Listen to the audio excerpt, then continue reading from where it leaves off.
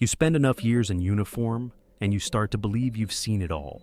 The fights, the traffic stops gone sideways, the drunks who swear they're fine to drive. But I'll tell you this, the woods are different. The woods have a way of reminding you that you haven't seen everything, not even close. It started with a call just before midnight. Dispatch said it was a disturbance in the state forest. No details, just that someone had called 911, whispered something about screaming, and then the line went dead. We get prank calls all the time, but there was something in the dispatcher's voice that told me this one was different. So I went. The road into the forest was gravel, narrow, and overhung with pines that seemed to lean closer the deeper I drove. My cruiser's headlights cut a pale cone through the dark, but beyond that, nothing. Just trees pressing in on both sides. I parked at the trailhead, grabbed my flashlight, and radioed in. Static. No response. I told myself the radio just didn't have signal this deep out. Still, I didn't like it. The first thing you notice in the woods at night is the silence. Not just quiet, but silence.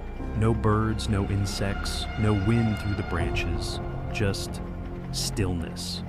I started down the trail, gravel crunching under my boots. Every step felt too loud.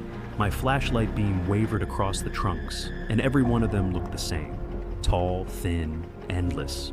It was easy to lose your bearings out there, easy to get turned around. About half a mile in, I began noticing unusual footprints. At first, I thought they might have belonged to a hiker, but the longer I studied them, the less sense they made. They were deep, pressed hard into the dirt, like whoever made them was either running or carrying something heavy. But the strangest part, the stride was uneven. One print was longer, heavier, the next short and shallow, as if the person had been dragging one leg. I followed them a few yards before realizing they didn't stay on the trail. They weaved in and out of the bush, circling back toward the same stretch path again, as if whoever it was did not know where they were going. I crouched down, shining my flashlight closer. That's when I saw it. The prints weren't alone. Smaller ones overlapped with them, barefoot, children's feet, in the middle of the woods, at midnight. My stomach tightened. I rose slowly, scanning the trees, every muscle in my body on edge. I raised my flashlight higher, scanning the trees. And that's when I caught it, just for a second. A figure, tall, still, standing between the pines maybe 30 yards off. My light hit it, and then nothing. Gone. "Police!" I shouted, hand on my sidearm. "Come out where I can see you!" No movement. I stepped off the trail, crunching through leaves, light darting from trunk to trunk. "This is Officer Daniels," I said, louder this time. "If someone's out here, identify yourself." Silence. When I got back to the trail, something was different. The footprints were gone. I told myself I must have been imagining things. But was I really? As doubt began to creep in, I pressed on. After another 15 minutes, the trail opened into a clearing. My flashlight swept across the ground and stopped. There was a phone lying in the dirt.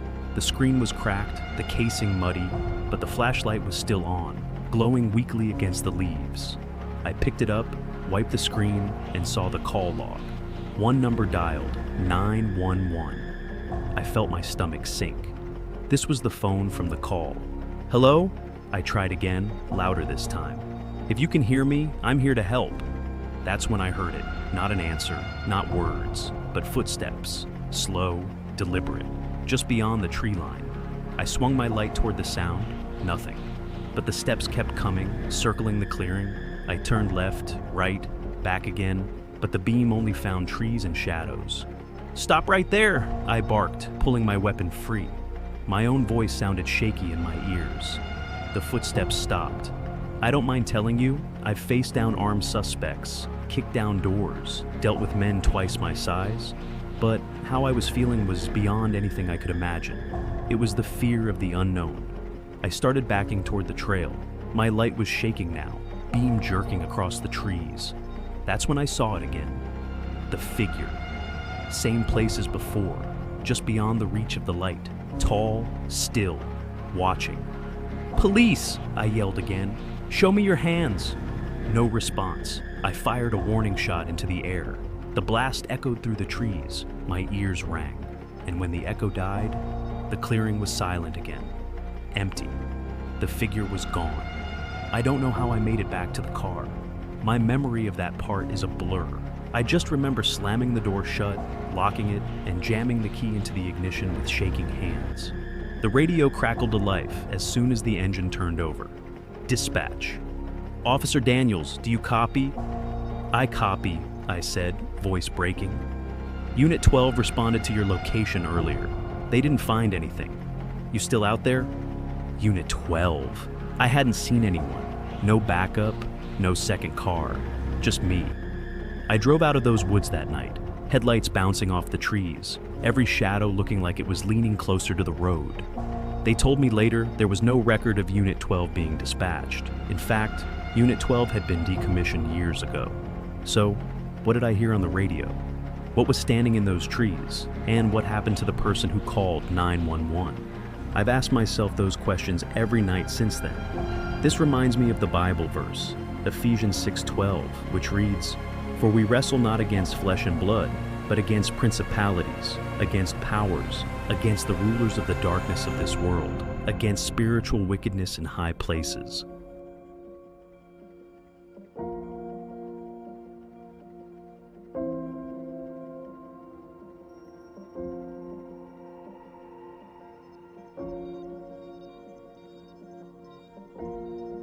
After enough years on the force, you get good at reading people. The way they stand, the way their voice shifts, the look in their eyes, especially their eyes. Fear, guilt, anger, shame.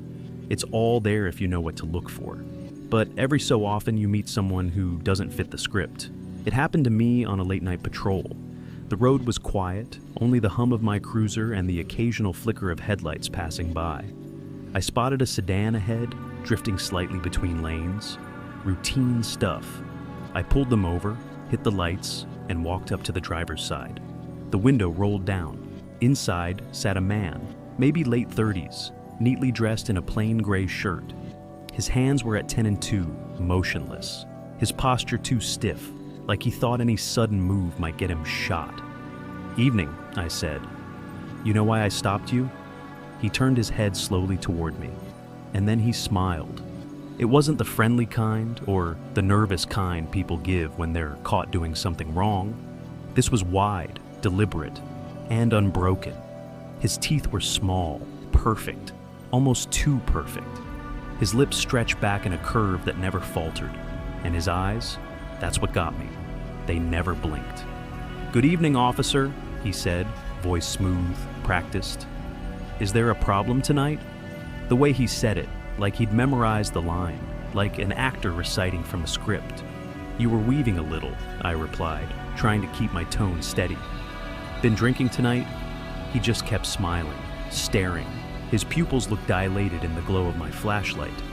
"No, officer, no drinking, no substances, just driving." I noticed then his breathing, shallow, almost measured, like he was mimicking what breathing was supposed to look like, rather than actually needing it. I asked for his license and registration. His hands moved slowly, deliberately. No fumbling, no hesitation. He handed me the documents like a machine performing a programmed task. The smile never left his face. I took the license, glanced down at it, and when I looked back up, he was still staring at me, teeth still bared. I felt something crawl in my gut. "Sit tight," I muttered, heading back to the cruiser. I ran his info. Nothing came up, no priors, no warrants. Car was clean. But here's the thing. The picture on his license didn't match him exactly. It was close, very close. Same hair, same eyes, but the smile in the picture was forced, just like the one on his face now. I returned to the car, planning to give him a warning, but before I could speak, he leaned forward slightly, still grinning, and said, "Is this satisfactory?" The words froze me. Satisfactory, like he was testing whether he was passing for human. I forced a nod. "You're free to go. Drive safe." He tilted his head, smile locked in place. "Yes, drive safe." He pulled back onto the road without another word. I stood there, hand resting on my holster, watching his taillights vanish into the night. And here's the part that still chills me.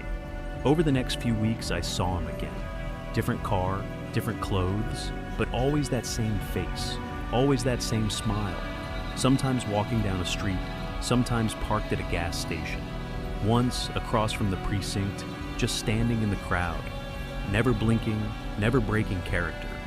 Other officers have brushed it off when I mentioned it. Stress, they said, working too many night shifts. Maybe they're right, but deep down, I know what I saw. His posture, his eyes, that smile, none seemed human. Some folks act nervous, some try too hard to look calm. This was different. It wasn't human. I logged the stop, cleared him, and let him drive off. But in my report, I kept the description brief. Because how do you write down the feeling that the man in front of you was something other than human? 1 Peter 5:8. Be sober-minded, be watchful. Your adversary, the devil, prowls around like a roaring lion, seeking someone to devour.